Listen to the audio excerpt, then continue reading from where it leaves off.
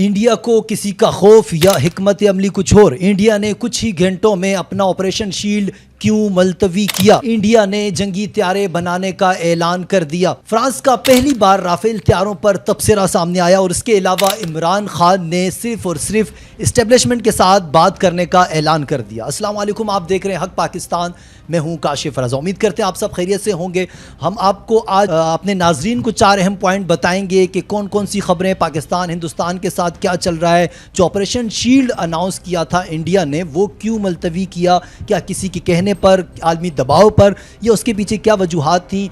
और इसके अलावा इमरान खान ने एक बार फिर ये ऐलान किया है कि मैं सिर्फ और सिर्फ इस्टेब्लिशमेंट के साथ बात करूंगा, उसकी क्या वजह थी? और इसके अलावा पहली बार फ्रांस ने तबसरा किया है राफेल त्यारों पर। पाकिस्तान ने हालिया बुनियानुल मरसूस के तहत जो जंगी त्यारे गिराए थे फ्रांस के, उस पर पहली बार फ्रांस का रद्द-ए-अमल सामने आया है।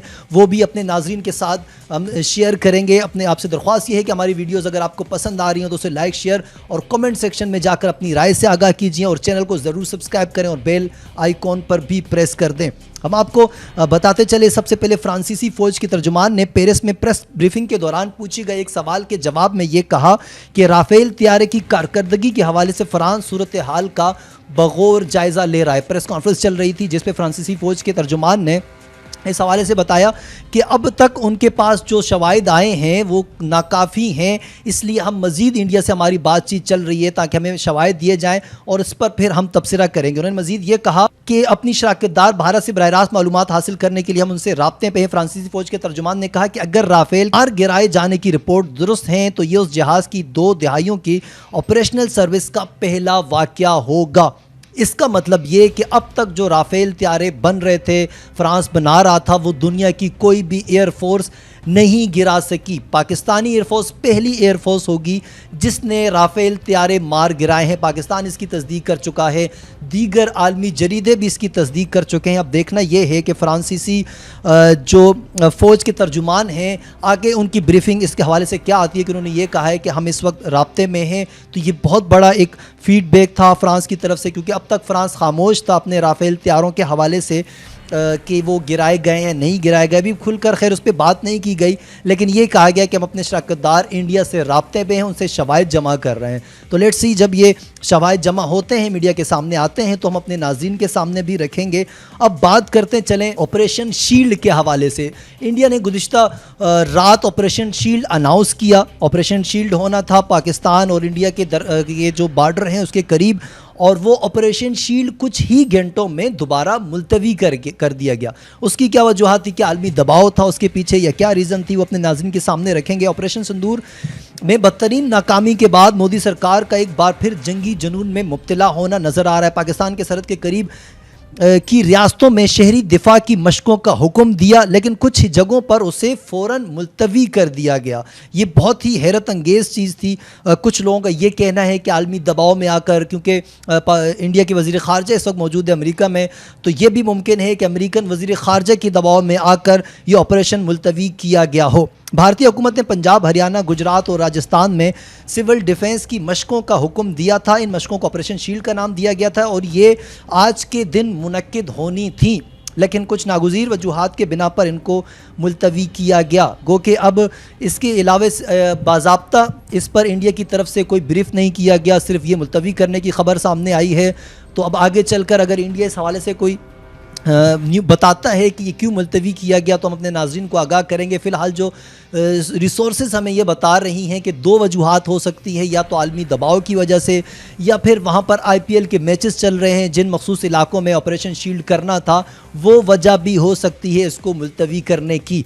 तो इससे आप अंदाज़ा लगा सकते हैं कि भारत का जंगी जुनून किस तरह उन पर सवार है कि बग़ैर तैयारी के साथ वो ऐलान करते हैं। और जब जैसे ही ये ऐलान हुआ, इंडियन मीडिया ने वावेला मचाना शुरू कर दिया कि इंडिया जो है ऑपरेशन शील्ड करने जा रहा है और अब पाकिस्तान की ऐसी की तैसी कर देंगे, ऑपरेशन शील्ड इन इलाकों में होगा और हम ये कर देंगे। ये सारी खबरें सामने आईं, लेकिन उसके फ़ौरन बाद ही ऑपरेशन शील्ड मुलतवी कर दिया गया था।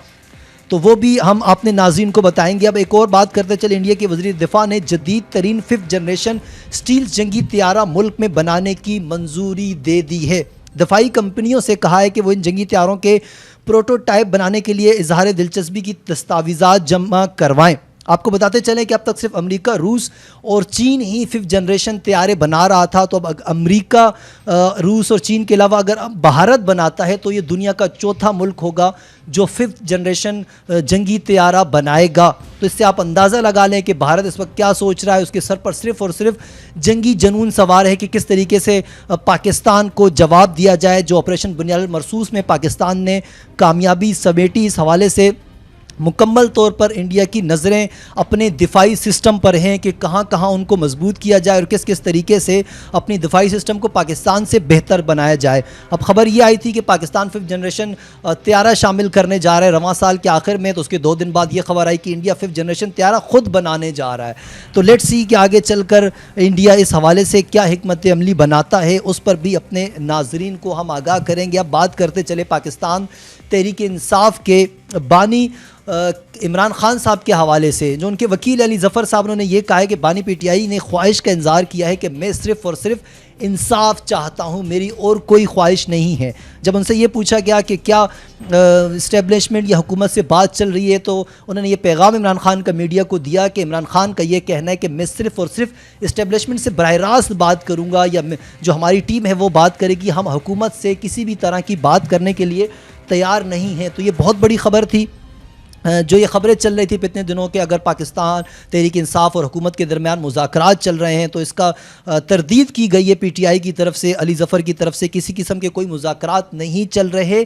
خان صاحب نے 2 ٹوک الفاظ میں یہ کہا ہے کہ ہم صرف اور صرف اسٹیبلشمنٹ کے ساتھ بات کریں گے۔ تو اب حکومت کو بیچ میں سے سائڈ پہ کر دیا گیا کہ حکومت سے کسی قسم کی کوئی بات نہیں ہوگی۔ اور دوسرا یہ سوال بھی ان سے کیا گیا تھا کہ حلیمہ خان نے یہ کہا ہے کہ کچھ لوگ کی پالیسی پر عمل کرتے ہیں، تو اس کا کیا مطلب تھا؟ تو خان صاحب نے کہا تھا کہ اگر پاکستان کی خاطر کچھ لوگ کی پالیسی اپنائی جاتی ہے تو میں پاکستان کی خاطر اسٹیبلشمنٹ کے ساتھ بیٹھنے کے لیے تیار ہوں۔ اس کا مطلب یہ کہ آنے والے دنوں میں بھی اگر اسٹیبلشمنٹ چاہے اور پی ٹی آئی چاہے تو ان کے درمیان مذاکرات ہو سکتے ہیں، ان کے درمیان بات چیت کا آغاز ہو سکتا ہے، جو فی الحال پاک بھارت کشیدگی کے درمیان کی وجہ سے مؤخر کر دیا گیا۔ مجھے اجازت دیجیے، انشاءاللہ پھر ہوگی آپ سے ملاقات۔ اللہ حافظ۔